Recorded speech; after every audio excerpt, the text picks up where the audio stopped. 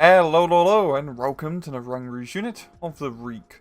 And today we're taking a look at the IL-2KR recon plane. So like how the Spitfire is the aircraft of the British in World War II, the IL-2 is the aircraft of the Soviet Union throughout that war as well.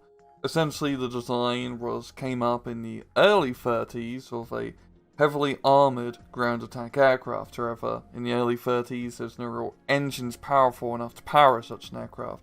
It wasn't until the late 30s where they finally came around to the design of the IL-2. At the start of the German invasion, the Soviets had just about 250 of these aircraft, and most of the crews at the time, because it was relatively new aircraft, didn't really have that much actual training flying it, so a lot of them were shot down. However, by the end of the war, it would make over 36,000 of these things, making it one of the most mass-produced aircraft of all time.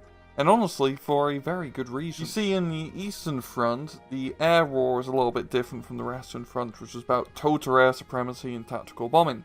The Eastern Front was a rather large area, and so air superiority is more temporary and more tactical. Neither side really utilized a lot of strategic bombers. There really wasn't that much to strategically bomb, and so close air support was the name of the game. And because it was a multi-role aircraft, which usually get a pretty bad rap in World War II, usually specialized aircraft are better, it could perform a variety of roles in that temporary time red on the airspace. It could dogfight with German planes. It's not the best at it, but it does have a chance of actually surviving. It doesn't have the biggest bomb load, but enough bomb load to do damage, and more importantly, it was bloody survivable. This thing could take a rather significant amount of damage compared to most other airframes of the time period, so it could fly in relatively flak-heavy areas and still complete its mission. Now, we could go into even more detail about IL-2, but to summarise, by 1943 they're using this for a whole variety of roles, and they thought, hey, maybe we could just use this as a reconnaissance aircraft. And so they did. It was a pretty easy configuration. They just gave it a better radio and installed a camera. In-game, the IL-2KR is a 75-point aerial reconnaissance plane available to 43rd Reserve Army, Group Tirania, Group Viborg, 184th, the Romanian Corps Territorial, as well as the Homeland Army divisions. It is free weapon. And the weapon loadout is nothing really all that fancy. It's standard IL-2 armament. 2 23mm cannons, 2 7.62mm machine guns, and 1 rear turret of a 50 cal machine gun caliber.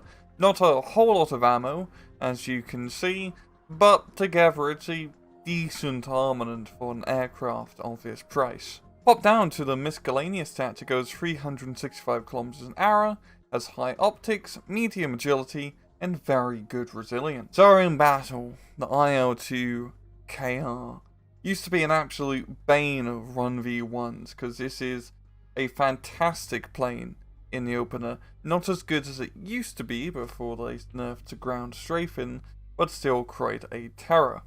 You see, reconnaissance planes have had quite an interesting balance creep throughout Steel Division. Originally in ST-44, it's really just basically Cessna aircraft, but essentially we'd have more fancier runs with better armament, and the IL-2KR is no different. So it's not so much a DLC power creep, but just a game power creep. As you might imagine, the ability to spot stuff and then immediately shoot it does make it a rather potent tool. Of course, the cannons and strafing capabilities isn't going to blow up tanks, but you can force infantry units to disembark from transports and deal decent damage to soft targets like anti-tank guns and, well, infantry. However, what I really think makes this aircraft good is that for a recon plane, it's pretty idiot-proof. It has decent enough armament, of course, to strafe targets, but you can actually get into dogfights.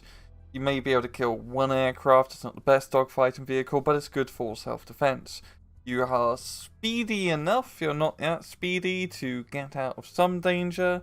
You have decent enough agility to dodge said aircraft and also maneuver it about. But more importantly, it's a bloody IL-2. It is the World War II A-10.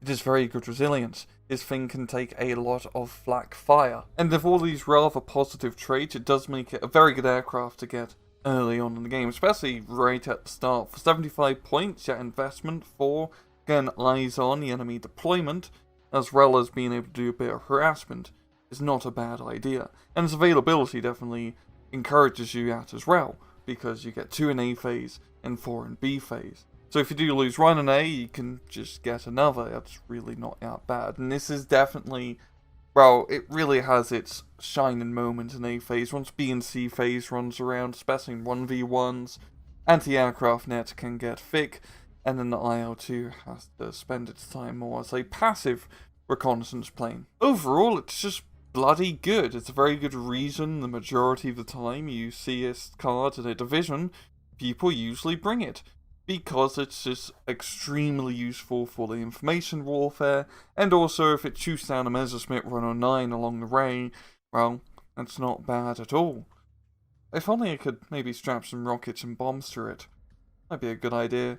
Anyway, I'm going to leave it off at that. This has been another Rank Rouge Unit of the Week. I hope you guys enjoyed the video. And usual, please just take it easy.